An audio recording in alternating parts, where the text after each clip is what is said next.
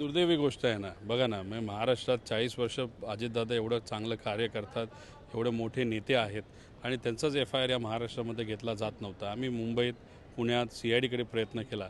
मग राहुल गांधीजींनी जेव्हा आम्ही भेटलो तेव्हा ते बोलत असताना त्यांनी हा विषय समजून घेतला आणि त्यांना आश्चर्य वाटलं की एफ-आय-आर का होत नाही.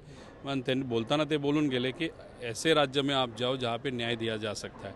पण त्यांनी राज्य काय सांगितलं नाही, नाव घेतलं नाही.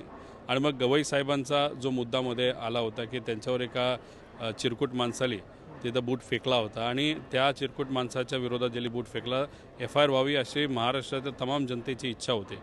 0 एफ-आय-आर करण्याचा प्रयत्न महाराष्ट्रात झाला, त्याला यश काय आलं नाही. झाला कुठे तर कर्नाटकात झाला. मग मी तो रेफरन्स घेऊन कर्नाटकात जाऊन हा एफ-आय-आर करून घेतला. आता महाराष्ट्रात नाही झालं याचं दुर्दैव वाटतं, पण आता तो एफ-आय-आर ट्रान्सफर झालेला आहे.